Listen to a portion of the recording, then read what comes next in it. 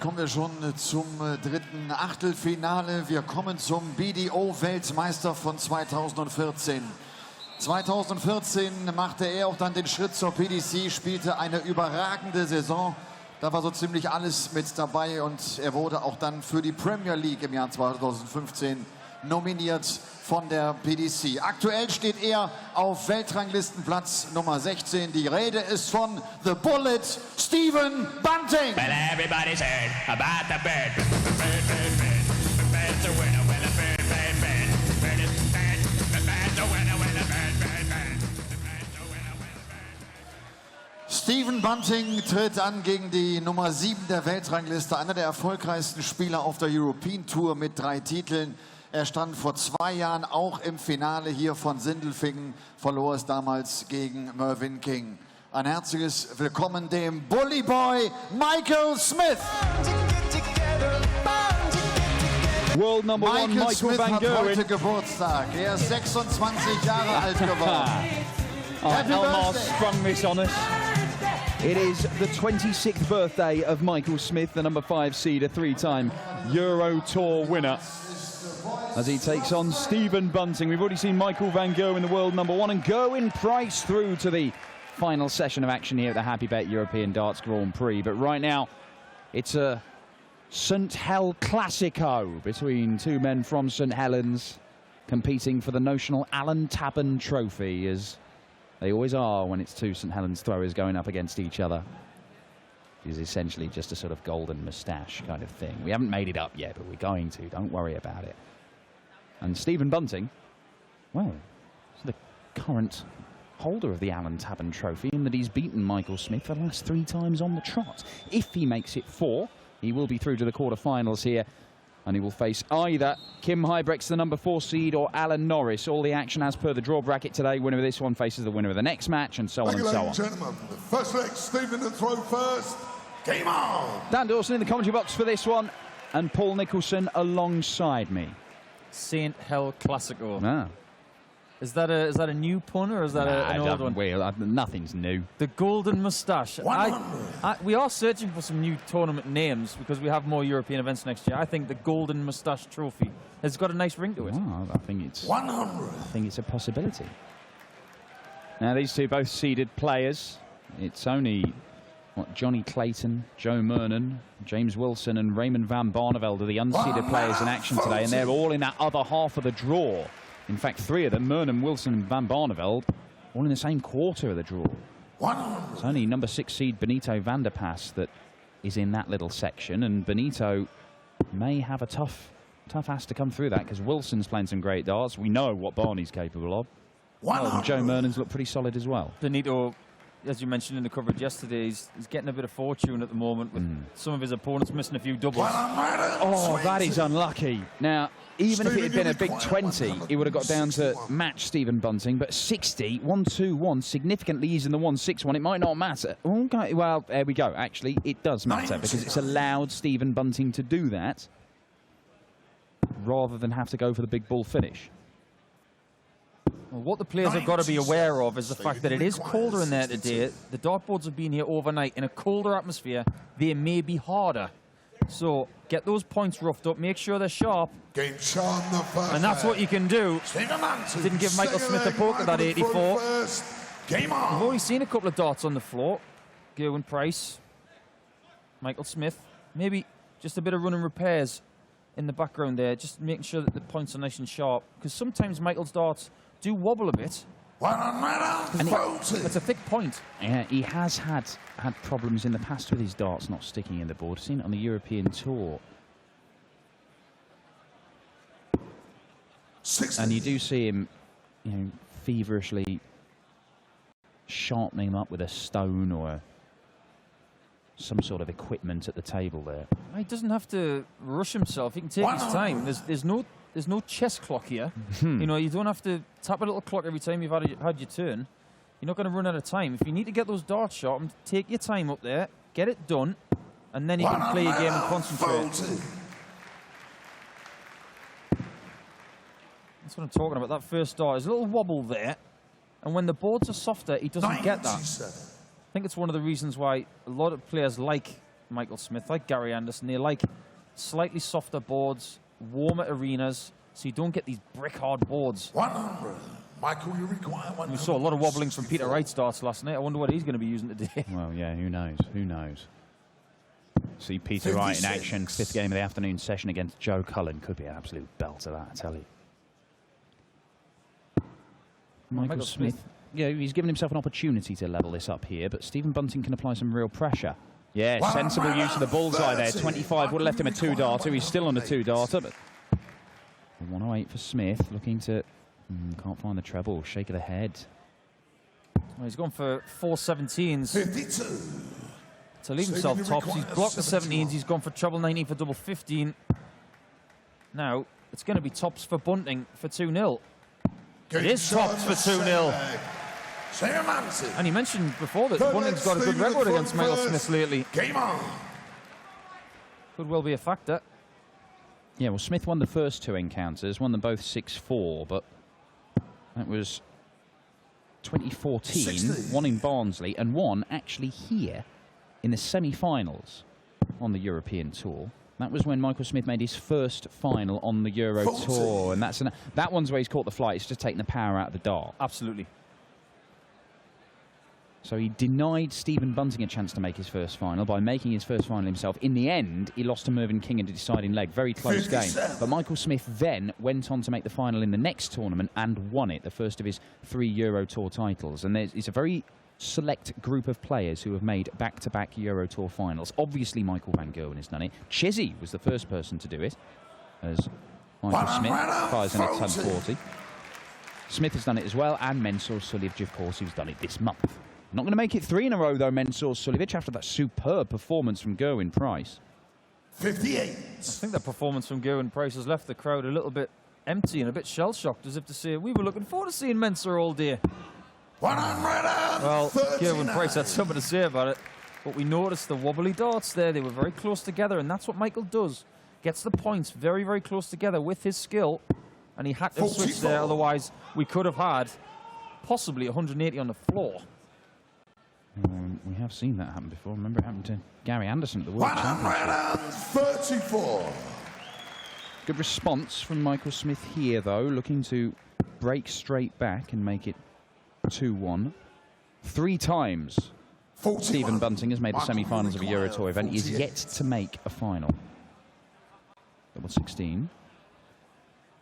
Game shown, the 3rd leg. He doesn't often leave double 16 by choice. He's usually an 8 double top man in that situation, but absolutely right. And by the smile on his face, I've got a sneaky feeling he might have pulled that one into the 16. 78. It was quite a pull. I mean, it was a good dart at double 16. Yeah, I might ask him about that later. Was that 48 on purpose? I can read dart players' minds quite well from this position, and Michael Smith doesn't smile a lot when he's playing. He doesn't. But he did smile there as if to say, you know what, that was a good miss. 93. But the double 8 was a good shot because actually it was partially blocked by the second flight. So, got the right result in the end. Now then, Bunting fills it up for the first maximum of this encounter. Bunting was victorious over Jermaine Watamina yesterday. 57. Watamina obviously looking for that next step for himself, which is trying to make a Sunday. Bunting got on his tracks. Took him out 6-2, no bother. Michael Smith overcame Tony West in the final game of yesterday's afternoon session. 40. And he was too good for Tony West, 6-3 to Bully Boy. Yeah, it's fair to say that both of them, if they are 58. going to go on and win this title, which we know they are capable of, you only have to look at what they've won in the past. Double 16 for Bunting. Double 8. 25. He will return with Smith back on 2-1-5. It's still looking likely that we'll have a 3rd consecutive break of throw. But if they are going to do it, they have to go to improve on their performances from yesterday, because they're only averaging around 90-91, the pair of them. And that isn't, you would think, going to be enough to go on. I mean, Mensur's average 100% of his doubles. It still wasn't enough against Gerwin Price. But hang about. Stephen Bunting does find that last dart. That is a real frustrating one for Michael Smith to have to stand there and watch. Well, not frustrating for Stephen Bunting. That was a really good shot. He's covered it, hasn't shifted. Said, you know what, I can go over the top of that. Just adjust my height a little bit. Perfect shot. It is always, I mean, this has been said a number of times. I know Rod Harrington's been a big advocate of this way of thinking. With Stephen Bunting standing so far over on the right-hand side of that oche, when he's going for that left-hand side of the board, the 8s and the 16s, obviously, which he leaves quite a lot, as Michael Smith, ton 40. If he misses just outside, and that dart is naturally going to kick over a lot of that bed, it can become quite difficult. It's a bit like Wes Newton, who with the arch of his back, fired it in from the right-hand side. I mean, other times, it looks so easy for him. There's definitely some method to the slight madness of standing that far to the right. But you have to think with line of sight, from there, the double 8 has got to be a lot skinnier. But if he does hit it on the wire, I think he can just about still see it. And with Stephen, I think he's got a methodology of putting darts together in the 60 and hitting doubles when he's got guides on the wires. I think it's different to everybody else in the world, because I've said it in Dusseldorf earlier this year where he had a really good run. 59. If he's got a dart below the 60 and a dart below the 60, he likes to put them underneath each other, but he can still throw it the same and squeeze it in between the two. And because his darts are so light and he throws them so hard, that's how he can do it. And it's a skill that he's harnessed over the last 15 years. Here it is, a very light dart that Stephen Bunting throws, 12 grams. So get a £2 coin, that's about the same weight as that. But that's a 13 darter for Michael Smith, and it's just been one hold of throw in the very first leg, and then 4 consecutive breaks. So it's difficult to gauge here who really has the upper hand, because on their own throw, they're not really playing that well. But do you remember when 90 averages used to be good? Well, I mean, they can still win you games. I remember Justin Pipe making the final in Venray. He didn't average above about 92. Admittedly, he ran into Michael Van Gerwen and he got hiding. But it's about winning games. James Wade will win a game with a 90 average all day long, as long as they're not averaging 120. But it's about the right shot at the right time, isn't it? You don't need silly averages to win games. It just does make it a bit easier. And that'll help. It's a third maximum for Stephen Bunting. He's got his scoring boots on today, that's for sure. And he wants to go into the Pro Tours this week and into the World Grand Prix with something in his hands. And I'm not talking about darts, I'm talking about a trophy. Because at the Pro Tour events, I don't know if people at home know this, you don't get trophies for Pro Tour events. You don't even get like a certificate? Nope. You get nothing like that. You get a remittance advice from the PDC saying this is what you've won this week. 81. And you get... Well, it's still pretty good, though, isn't it? You get yourself an extra line on Darts database. Oh, Bunting looking at the 12s. Now he's looking at the bullseye. 56. Smith is left with a big one here. 150. Good dart. Great dart. Double 15. Gave himself an opportunity. Stadium required 25. Well, he gave Stephen Bunting a couple of beads of sweat after that shot. 2 8s. 2 8s it is. So Smithy has one shot at double 15 for 3-3. Fails to pin it. And Bunting takes advantage. Now it's 4-2. And his throw, he could well be looking at 5-2 in about 90 seconds' time, because they're not hanging about at all. No, they're certainly not. And 81. Bunting has won the last 3, and they have been significant as well. I mean, he beat him 9-8 at the UK Open last year. 93. He beat him 6-3 in Dusseldorf this year. Beat him at the Worlds. I mean, that was a big game as well. I mean, obviously, the World Championship, that's where you win big chunks of money. And it was a huge win for Stephen Bunting. 40. I've watched Stephen Bunting this month as well, and I don't think he's been this good. 60. He just looks a bit sharper to me. Maybe over the last couple of weeks he's just put something together. And I found with Bunting, it just seems that everything appears to be there. He seems to be able to score, and sometimes his finish, he can make a slow start sometimes and pay the price, but he just seems to find ways of losing games that a man of his pedigree, a proven winner. He only had to look at all the things he won in the BDO. Yeah. And he's won 2 PDC titles. And we know he knows how to win tournaments, but he just seems to have found ways to lose ties, close ones, where you just think, well, I kind of expected him to win it with his pedigree. 58. And it can go one of two ways. Now that can it can eventually turn for him, or the confidence starts to go, and then you don't even get yourself in those positions in the first place. But double 10 now for Bunting, double 5. And now Michael Smith's got another shot at 150. It's got to be the same route, doesn't it? Has to be. 150.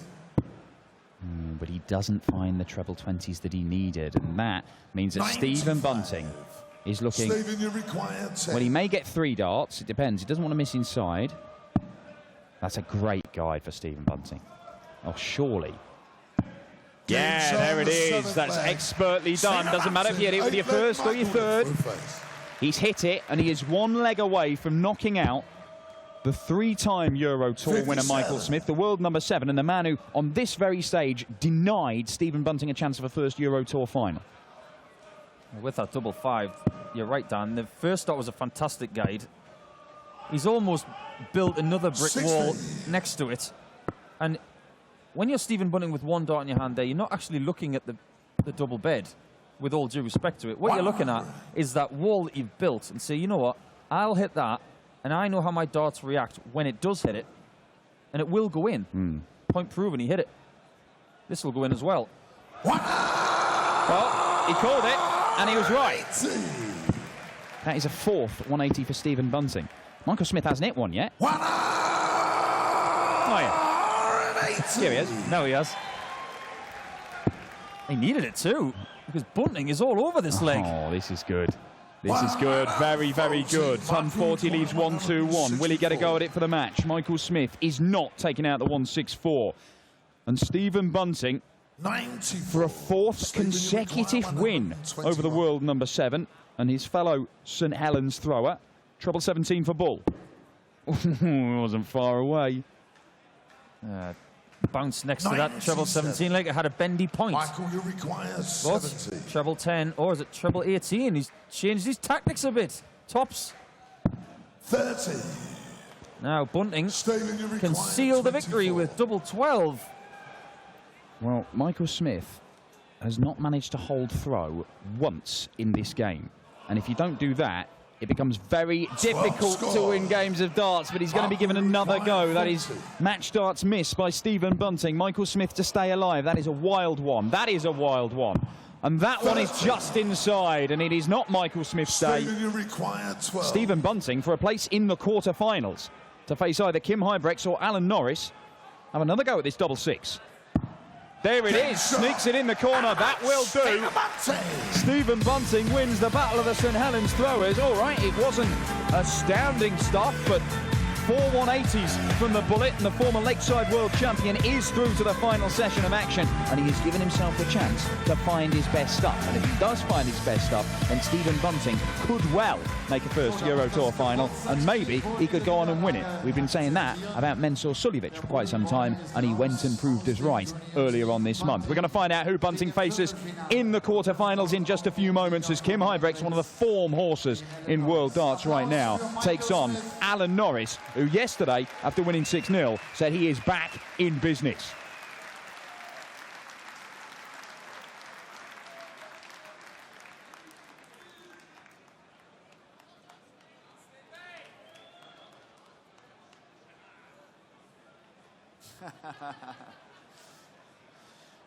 Stephen, how could you do that? That's his birthday. Congratulations. Happy birthday, Michael. Now you're saying that. No, Michael's a really, really good friend of mine. We're both from the same area in Merseyside, and every time I play him, it's always going to be a difficult game. The rivalry back home, the people who always say who's better, but at the end of the day, we come up here, we both try to perform our best, and fortunately for me, I get the win. For how long do you know Michael? Really from age of 6, 7 years? Or? I've known Michael since he was this big, so yeah, a long time. Same with Chizzy. Lovely people, lovely family, a great dart player, and one day he will be world champion, believe me. Believe me. Yeah, that's what Gary Anderson always says. Well, he's his manager, I'm not. Okay. Okay, so Kim Hybrids or Alan Norris? Kim is very strong currently. Kim is very strong. Listen, I've had some great games with Alan Norris as well. You can never write Alan off. He's managed by the Bantings, so you've got to watch out for him as well. And hopefully, if he wins, then it could be a replay of the 2014 Lakeside World Championship. That's right, that's right. So see you later again. Thank you very much. Welcome to the quarters, Stephen Bunting.